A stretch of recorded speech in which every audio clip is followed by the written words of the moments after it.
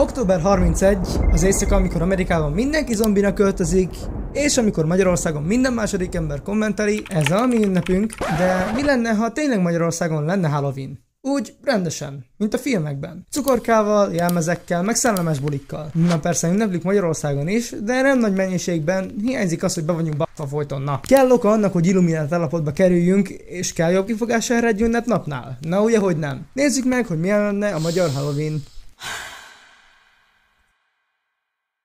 A magyar Halloween hamar átalakulna valami olyasmivé, hogy trükk vagy pálinka, és a kis level 6-os 7-es gyerekek az első lépcsőház után már gurulnának is le a nevetéstől, meg a felnőttek is attól sokat ittak. Persze olyan is előfordulhat, hogy nem kap senki semmit, mert egy marcsoki lassan már 500 forint, de hát ez van, addig is lehet lopni. Nem szabad lopni. Jelmezek magyaros kiadásban. Amerikában vámpír, boszorkány, szellem. Magyarországon? Hát nézzük.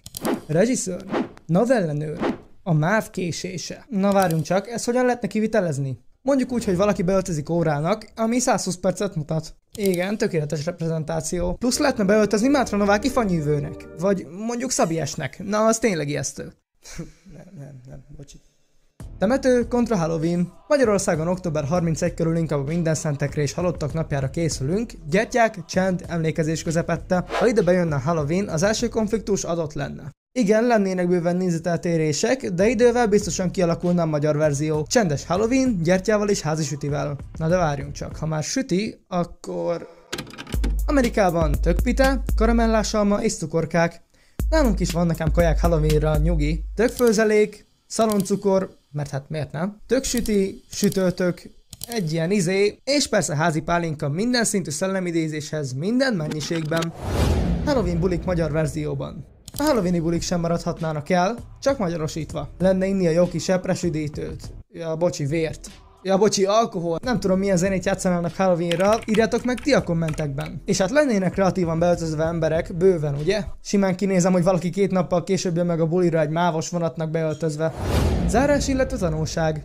Lehet, hogy Magyarországon a Halloween sosem lesz pont olyan, mint Amerikában, de talán nem is kell, hogy az legyen. Mert ha egy kicsit jobban figyelünk, a Halloween lényege pont az, hogy játszunk, nevetünk, és megengedjük magunknak, hogy gyerekek legyünk megint. Na meg persze arról, hogy legyen mit kitenni Instára, hogy a sok hülye gyerek, akiknek nincs élete, gúnoljon rá. Hékás! Szóval, ha legközelebb meglátsz egy világító tököt az ablakban, lopd el, hiszen nem adnak csokit. És ha nem adnak csokit, akkor csalás van. Azt hittétek, kimaradnak a listák. Dehogy is! Most itt van 5 furcsa, de valós Halloweeni szokás a világ különböző pontjairól. Némelyik bizarr, másik inkább szórakoztató, de mindegyik elég emlékezetes. Első, Cabbage Night. New Jersey, Amerika. Október 30-án, Halloween előestéjén egyes amerikai városokban, különösen New Jerseyben, a fiatalok káposztákat dobálnak a házakra vagy autókra. Igen, ugyanarra gondolunk. Igen, az eredetileg ártatlannak tűnő tréfák már néha vandalizmusba csapnak át, de a név az nagyon jól megmaradt. Második, Hide the Knives. Halloweenkor egyes német családok elrejtik az összes kést a házban, hogy megvédjék a visszatérő szellemeket attól, hogy véletlenül megsérüljenek, vagy ne használják a késeket bosszúra. Na, ez úgy hülyeség, ahogy van, na mindegy. Harmadik, Baking Bread for the Dead. Breaking Bad, haha. November 2-án a halottak napján a gyerekek halottak kenyerét kapnak, ami gyakran csont vagy koponya alakú sütemény. A szülők azt mondják, hogy ezeket az elhunyt rokonok küldték nekik a túlvilágról. Na, hogyne, aztán ti csináltátok, nem vertek át? Dia de los ñatitas. Bolívia. Ez a szokás november elején zajlik, amikor az emberek emberi koponyákat díszítenek virágokkal, cigarettával, vagy napszemüvegekkel, és hálát adnak nekik a védelméért. Micsoda? Ez hülyeség. A koponyák gyakran családtagok maradványai... Mi van? Fúj! Vagy néha ismeretleneké. Fúj. Gyerekek? Nem. 5. Halloween McDonald's Shrimp Nuggets. Japán. Japánban a Halloween nem csak jelmezekről szól, gyors éttermek is beszállnak.